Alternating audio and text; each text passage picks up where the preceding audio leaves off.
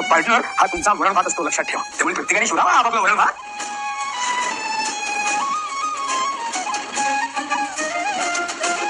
आणि मला तर असं वाटतं लव्ह स्टोरीत ना प्रेम हे कधीच 50-50 नसतं. म्हणजे तसं ते नसावंच. प्रेम हे नेहमी 60-40 असतं, एकाचं थोडंसं जास्त.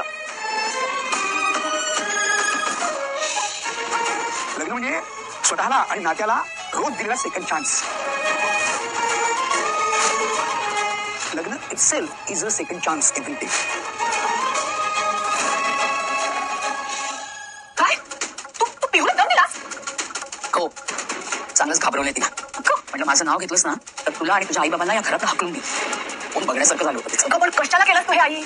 लग्नानंतर होईलच प्रेम या मालिकेचा आजचा म्हणजेच 5 ऑगस्टचा भाग तुम्ही ऐकत आहात मंडळी. आता बघा, जीवा आणि पार्थ त्याच्या आई वडिलांच्या लव्ह स्टोरीमध्ये प्रेरित होऊन आता त्यांची लव्ह स्टोरी म्हणजे तयार करायच्या सुरुवातीत आहेत बरं का. तर बघत राहा आज काय काय झालंय लग्नानंतर होईलच प्रेम या मालिकेमध्ये. आता नंदिनी, पार्थ, जीवा हे तिघे जण विचार करतायत जे काही काल अॅनिव्हर्सरी मध्ये या मानिनीताई बोलल्या ना ते सगळे वाक्य या तिघांच्या डोक्यात घुमत असतात आणि काव्याच्या सुद्धा बरं का. आता यांना समजलंय की नात्याला एक सेकंड चान्स द्यायला हवा. त्यामुळे हे चौघे जण ठरवतात की आता ह्या नात्याला एक सेकंड चान्स द्यायलाच हवा. घटस्फोट होण्याच्या आधी यांच्यामध्ये काही मैत्री होते का या गोष्टीचा विचार हे कपल करायला लागलेत असं त्यांनी दाखवलं. आणि पार्थ जरा जास्तीच प्रेरित झालाय त्याच्या आईच्या लव्ह स्टोरीमुळे. तर बघा इकडे वसुआत्याने रम्याला सांगितलं की मी त्या पोट्टीला दम दिला म्हणजे त्या पिहूला. आता रम्या म्हणते काय ए आई, अगं तुला काही वाटतं का तू त्या पिहूला दम दिलास? वसुआत्या म्हणतात हो दिला. अगं चांगलंच घाबरवलंय मी तिला. आता रम्या म्हणते अगं पण वसुआत्या म्हणतात तिला सांगितलंय मी माझं नाव घेतलं तर तुझ्या आई बाबांना आणि तुला घरातून हाकलून देईल, मग बघू कुठे जातेस राहायला. रम्या म्हणते आई कशाला करत बसलीस हे असले उपद्व्याप? अगं त्या पिहूचं सोड, पण तुझ्या या वागण्यामुळे घरचे तोंड नाही पाहणार ना आपलं.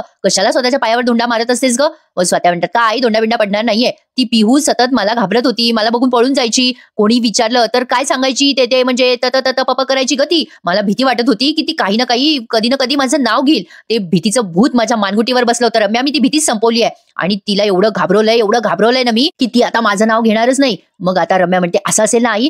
अगं आई त्या नंदिनीचा सगळा पुढचा प्लॅन फ्लॉपच होईल ना. तिने काउन्सिलरला बोलवलं की ही पिहू काही बोलणारच नाही आणि तमाशा होईल. मग वसुआत्या म्हणतात तमाशा तर होणारच रम्या. आता बघच तू त्या नंदिनीला कळेल तमाशा काय असतो ते. उद्या मागे बसून मी असा तमाशा करणार आहे की त्या नंदिनीला असा पश्चाताप होईल ना कशाला त्या काउन्सिलरला घरात बोलवलं म्हणून. आता रम्या म्हणते म्हणजे मागे बसून कशी काय तू तमाशा करणार? मग तिथे समोर कोण असणार नंदिनी सोबत? वसुआत्या म्हणतात हो तू बघशीलच आता काय काय होईल उद्या. रम्या म्हणते अगाई पण काहीतरी हिंट दे ना. वसुआत्या आता तिला काय हिंट देतात ते पुढच्या सीन मध्ये पाहूया, पण आज काही त्यांचा पुढचा सीन दाखवलेला नाहीये. रम्या फक्त विचारत असते कोण करणार तमाशा सांग ना, आणि वसुआत्या फक्त अशा लुक देतात. तर बघा आता इकडे नेहमीप्रमाणे नंदिनीला झोप येत नसते आणि पार्थ जागाच असतो आणि यांच्या मग गप्पा रंगल्यात, सिरियस वाल्या गप्पा. हे दोघं जण तेवढ्याच काय ते गप्पा मारतात प्रेक्षकांनो. पण आता बघा नंदिनी आली आहे पार्थकडे, म्हणजे हे ना खूप अति मॅच्युअर्ड दाखवलेले आहेत अगदी गरजेपेक्षा जास्ती. त्यामुळे असं सहज म्हटलं बरं का, हा प्रत्येकाचा आपापला बघायचा दृष्टिकोन आहे. नंदिनी पार्थला म्हणते काय हो पार्थ, अहो तुम्ही असे एकटेच काय मनाशी हसताय? पार्थ म्हणतो सवय आहे नंदिनी माझी, काय आहे ना एखादं मोठं कोडं सुटलं की मी हसतो असं स्वतःशीच. नंदिनी म्हणते अरे बापरे मोठं कोडं,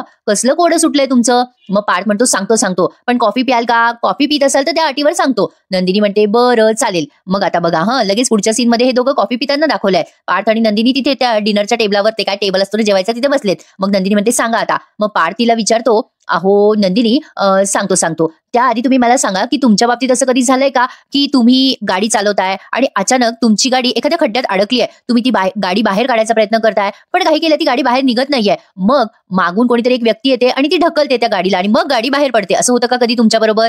नंदिनी म्हणते अरे देवा, अहो पार्थ मी गाडी तर काही चालवत नाही जास्ती, पण खड्ड्यात पडलेल्या लोकांना मी बाहेर नक्कीच काढेल. आता पार्थ म्हणतो हो ना, मग माझ्या वडिलांनी पण सेम असंच केलंय, आज बाबांनी असंच केलंय. नंदिनी म्हणते म्हणजे?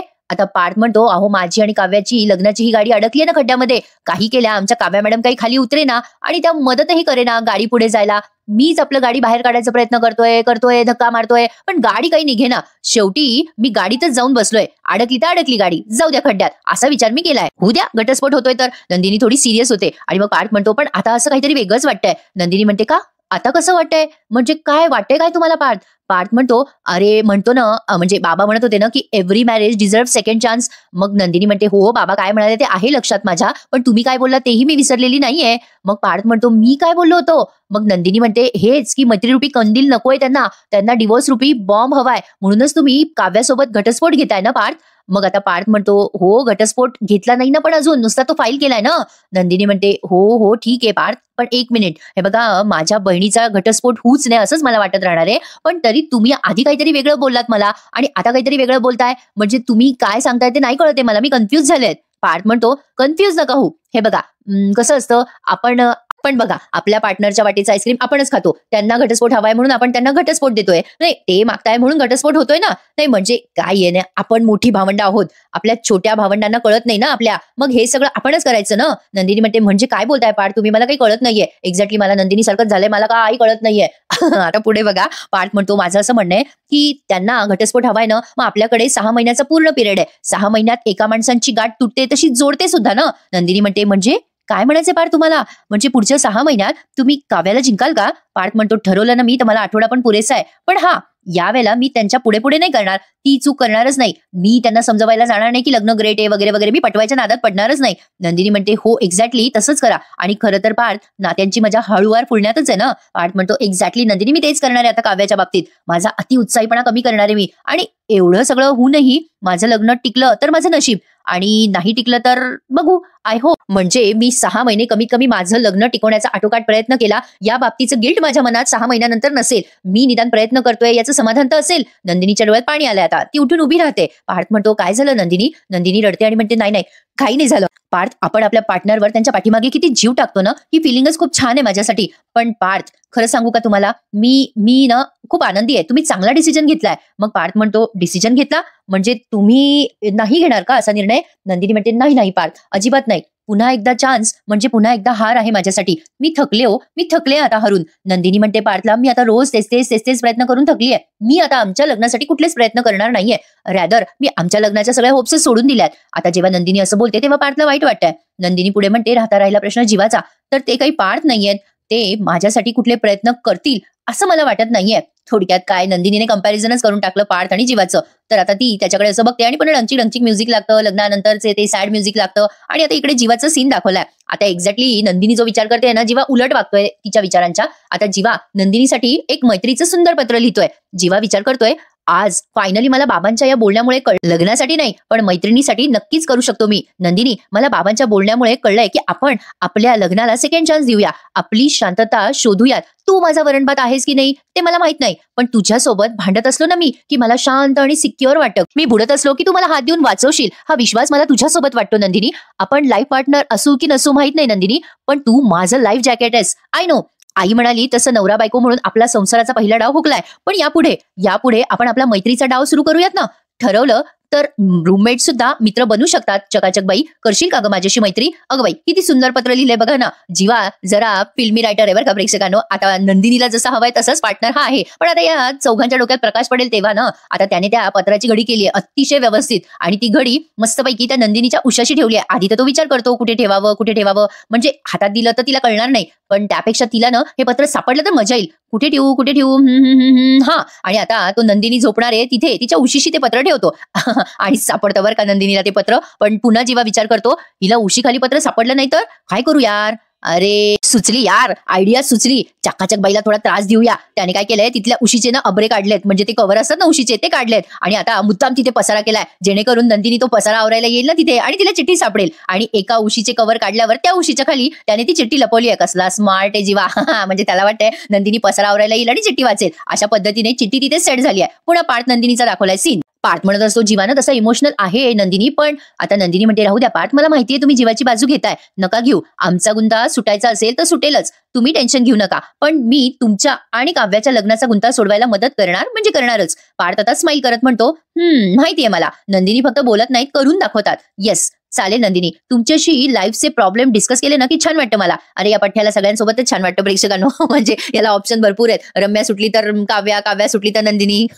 असो, पण एक फ्रेंडशिपचं नातं यांच्यात निर्माण झालंय हे दिसतंय खरी. नंदिनी म्हणते पार्थ आपण हे शेअरिंग सोडायचं नाही, आपण त्या 3 AM फ्रेंड सारखं आहोत, सगळं काही एकमेकांना शेअर करून मोकळं होतो. आता पार्थ म्हणतो 3 AM फ्रेंड्स काय इंटरेस्टिंग. नंदिनी मग हसते. पार्थ म्हणतो पर नंदिनी जी ये तो नाइंसाफी है. नंदिनी म्हणते अरे आता काय झालं. पार्थ म्हणतो फ्रेंड्स म्हणता आणि फ्रेंडशिप बँड पण बांधत नाहीत. नंदिनी म्हणते द्या इकडे बांधते, आणि नंदिनीने पार्थला आता फ्रेंडशिप बँड बांधलाय. पार्थ तिचा एक चांगला मित्र. एक सांगू का प्रेक्षकांनो, हे माझं मत आहे, आपल्या आयुष्यातनं आपल्या आई वडील आणि आपले भाऊ बहीण यापेक्षा चांगलं फ्रेंड म्हणजे कोणी होऊ शकत नाही असं मला वाटतं. अर्थातच हे मत फक्त माझं आहे, प्रत्येकाच्या आयुष्यात कोणी ना कोणी मित्र मैत्रीण वेगवेगळे असू शकतात. तर बघा, नंदिनी पार्थला फ्रेंडशिप बांधते आणि म्हणते, पार्थ आता लवकरच तुमची आणि काव्याची पण मैत्री होऊ देत. आणि आता ती शेक हँड करते पार्थला, ऑल द बेस्ट म्हणून. तर बघा, आता यांचं लग्नानंतर प्रेम कधी धक्क्याला लागते कोणास ठाऊक. आज तर मला लिटरली एका पॉइंटला झोप आली होती. तर बघा, आता हा सीन जरा मजेशीर आहे पुढचा. आता या नंदिनी आणि पार्थचा सीन झालाय. जीवा इकडे तकतक करत असतो, कशी आली नाही अजून चकाचक बाई, हिच्यासाठी जागायचं ठरवलं की ही नेमका उशीर करते. जीवा आता त्या दारात जाऊन उभा आहे, नंदिनी केव्हा येईल केव्हा नाही याची वाट बघतोय. आता नंदिनी आली या गोष्टीची याला चाहूल लागते, लगेच खोलीत पळत पळत येतो आणि म्हणतो, आली चकाचक बाई आली. आणि तिथे असलेले डंबेल्स उचलून व्यायाम करतोय खोटा, म्हणजे नंदिनीला दाखवतोय की तो इंगेज आहे वगैरे वगैरे. तो काही वाट बघत नाहीये तिची. आता नंदिनी त्याला बघते आणि तिथे असलेले उशीचे अब्रे आणि पसारा बघते बरं का. आता जीवा म्हणतो, वा वा वा, आता मस्तपैकी व्यायाम झालाय. जीवा मुद्दाम चिडवतो तिला आणि म्हणतो, आता उशीवर मस्तपैकी डोकं टेकवेल आणि मस्त झोपेल. आणि मग नंदिनी म्हणते, कवर कोणी काढलं उशींचं? जीवा म्हणतो, तेच म्हणतोय मी, आधी कवर काढायचं नसतं, आधी क्वीन काढायची असते, मग कवर काढायचं असतं. आता हा कॅरमच्या गेम बद्दल बोलायला लागलाय. नंदिनी आता ती उशी उचलते, तेवढ्या तिला पत्र दिसतं आणि ती पत्र बघते, त्यावर लिहिलेलं असतं चकाचक. जीवा मनात विचारच करत असतो, चला बरं झालं हिने उचलली आहे चिठ्ठी, आता ही वाचेल. मग नंदिनी जीवाला म्हणते, हे पत्र तुम्ही लिहिलंय? जीवा म्हणतो, नाही, ते पत्र बाबांनी लिहिलंय. अगं माझ्या हातावर नेलपेंट लावलेली होती ना म्हणून. काय नंदिनी, अगं हे पत्र तुझ्यासाठीच लिहिणार ना मी, चकाचक बाई लिहिलंय त्याच्यावर, मीच लिहिलंय तुझ्यासाठी, वाच. आता नंदिनी ते पत्र वाचणार, तेवढ्या तिला पहिल्या पत्राची दहशत आठवते आणि ती पत्र वाचायचं नाही असं ठरवते. ते नाही का काव्याला लिहिलेलं पत्र जीवाने. आता ती त्या जीवाच्या हातावर ते पत्र टेकवते आणि म्हणते, हे घ्या, मला नाही वाचायचंय. जीवा म्हणतो, अगं हे पत्र मी तुला लिहिलंय नंदिनी, तू मला काय देतेस परत? मी वाचू का पत्र? नको बाबा, पण नको, मी वाचण्यापेक्षा तू वाच ना नंदिनी. अगं म्हणजे माझं म्हणणं पोहोचेल ना तुझ्यापर्यंत, नाही तर आवाज ऐकून चिडचिड करायला लागशील. जीवा जरा छान मूडमध्ये. नंदिनी चिडून म्हणते, झालं का तुमचं आता? जीवा म्हणतो, झालं सॉरी. मग आता नंदिनी म्हणते, हे बघा, नीट कान डोळे उघडून नीट ऐका, मला तुमचं हे पत्र वाचायचं नाहीये. मी तुम्हाला हे पत्र दिले कारण मला तुमचं कुठलंच पत्र नकोय. प्लीज माझ्यासाठी यापुढे पत्र लिहू नका, मला तुमच्या पत्राची दहशत बसली आहे. जीवा म्हणतो, काय दहशत वगैरे काय आहे? नंदिनी म्हणते, जेव्हा पत्र लिहायला, पत्र रिसीव्ह करायला मला आवडायचं, पण तुमचं ते पत्र वाचलं आणि मग माझ्या मनात भीती बसली आहे जीवा. मला आता कुठलंही पत्र वाचायचं तर भीती वाटते. आता जीवाला समजे नाही अशी काय बडबड करू लागली. जीवा म्हणतो, अगं असं काय करते नंदिनी, थांब, माझ्या पत्राविषयी तुला भीती बसावी असं कुठलं पत्र मी तुला लिहिलंय? जीवा विचार करायला लागतो, ही अशी काय बडबडते. नंदिनी म्हणते, तुम्हाला माहित नाही तुम्ही कुठलं पत्र लिहिलंय? मस्करी करता का माझी? जीवा म्हणतो, अगं बाई नाही, मी सिरियसली विचारतोय नंदिनी, अगं कुठलं पत्र लिहिलंय मी तुला? नंदिनी म्हणते, stop it Jiva, stop it, काय चाललंय तुमचं? आणि ती त्याला बोलू पण देत नाहीये. आणि पुढे म्हणते, नंदिनी खूप चिडते आणि म्हणते, माझ्या भावना म्हणजे मस्करी वाटतात का तुम्हाला? विसरलात कुठलं पत्र दिलं होतं मला? ते तुम्ही विसरला असाल, पण माझ्या शब्द लक्षात आहे जीवा. आता जीवाला काही समजे नाही, काय बडबड करतेय. नंदिनी म्हणते, आठवा काय लिहिलं होतं पत्रामध्ये तुम्ही? मी खूप विचार केला, जितका जास्त विचार करतोय मी, आपण एकत्र नाही आलं पाहिजे, कोणीतरी चांगलं तू डिझर्व करतेस, मी खूप प्रयत्न केले, नातं मान्य नाही करता येते मला, आणि मला असं वाटतंय की आपण वेगळं व्हावं, त्यातच आपलं भलं आहे, बाकीच्यांचं सुद्धा. प्लीज मला विसरून जाण्याचा प्रयत्न कर, तुझाच जीवा, असं तुम्ही लिहिलं होतं ना त्या पत्रामध्ये. आता त्या जीवाच्या डोक्यात ट्यूबलाईट पेटली. तो विचार करतो, अरे देवा, ते पत्र तर मी काव्यासाठी लिहिलं आणि हे तिने वाचलं का नंदिनीने? नंदिनी म्हणत असते, हे बघा, आता तुम्ही ना माझ्याशी काही बोलूच नका जीवा, आणि मला काही एक्सप्लेन करायचा प्रयत्न पण करू नका. नंदिनी असं म्हणून आता तिच्या अंथरुणाकडे वळते. जीवा म्हणतो, अगं थांब, तुला मी एक्सप्लेनेशन नाही देते नंदिनी, पण मला एवढं सांग की हे पत्र तू कुठं वाचलं, कुठं सापडलं तुला? जीवा नंदिनीच्या मागे करून तिला विचारत असतो. नंदिनी आधी संतापलेली असते. ती म्हणते, कधी वाचलं, कुठे सापडलं? ज्या दिवशी अनिशा आली होती ना पुस्तक न्यायला काव्यात, त्याच दिवशी मी ते पत्र वाचलं. तुम्हाला समोरून सांगायची हिंमत होत नव्हती ना, म्हणून तुम्ही ते बेडवर ठेवलं होतं ना पत्र, म्हणूनच मी तुमच्या मनासारखं केलं जीवा, आणि त्याच दिवशी तुम्हाला घटस्फोटाचे पेपर पाठवले. आता जीवाला कळतं की अरे देवा, आपण जे पत्र काव्यासाठी लिहिलं होतं ते पत्र या चकाचक बाईने वाचलं वाटतं. आता तो नंदिनीला समजून सांगत असतो, नंदिनी अगं तू ते पत्र वाचून घटस्फोटाच्या पेपरवर सह्या केल्या की काय? अगं तू काय वाचलंस? नंदिनी म्हणते, काय वाचलंस म्हणजे? आता जीवा बोलायला जातो, अगं ते पत्र तुझ्यासाठी नाही, ते पत्र का. आता का म्हणतो आणि चुप्प बसतो. नंदिनी म्हणते, काय बोललात? पुढे बोला जीवा, का म्हणजे काय? पत्र कोणासाठी होतं ते? आता नंदिनी असा प्रश्न विचारते आणि एपिसोड इथे समाप्त होतो. आणि प्रेक्षकांनो, पुढचा प्रोमो चालता ऐकून जा. पण प्लीज आजच्या माझ्या या रिव्ह्यूसाठी एक लाईक करायला विसरू नका, आणि सोबत चॅनलही सबस्क्राईब करा. आपले 80,000 सबस्क्रायबर झालेत, आता काही शिल्लक आहेत 1 लाख होण्यासाठी. ज्यांनी नसेल केले त्यांनी प्लीज चॅनलला सबस्क्राईब करा आणि आपले रिव्ह्यूज एन्जॉय करा. आणि पुढचा प्रोमो ऐका. आता हा पार्थ त्या काव्याला झोपलेलं बघतो आणि तिच्या केसांची जी बट अशी तिच्या चेहऱ्यावर आलेली असते ना, ती अशी फुंकर देऊन बाजूला करतो आणि म्हणतो, काव्या वैतागून आपण कोर्टाची पायरी चढलोय. शहाण्या माणसाने कोर्टाची नाही, मैत्रीची पायरी चढावी, आणि ती मैत्री मी तुमच्याशी करायला तयार आहे. तुमचा हात फक्त हवाय. आणि तेवढ्यात लगली वीज चमकते बरं का, आणि काव्या घाबरून या पार्थचा हात धरते. आणि आता पार्थला असं वाटतं की त्याला सिग्नल मिळालाय, ग्रीन सिग्नल मिळालाय, आणि तो म्हणतो, देवा मला उत्तर मिळालं, आता मी माझ्या आणि काव्याच्या लग्नाला सेकंड चान्स देणार. तर प्रेक्षकांनो, आता तरी मालिका पुढे सरकेल अशी अपेक्षा करूया. काय वाटतं तुम्हाला? आता तरी मालिका पुढे सरकेल का? बाई खूपच डिटेलमध्ये दाखवतात ते, पट दाखवा, मोकळं व्हावं. जाऊ द्या बाई, बघत राहू आता पुढे काय घडतंय. लग्नानंतर होईलच प्रेम या मालिकेच्या डेली रिव्ह्यूसाठी आपल्या चॅनलला सबस्क्राईब मात्र आवर्जून करा. निरोप घेते. उद्या पुन्हा भेटण्यासाठी भेटूयात. तर मग टेक केअर करा. धन्यवाद.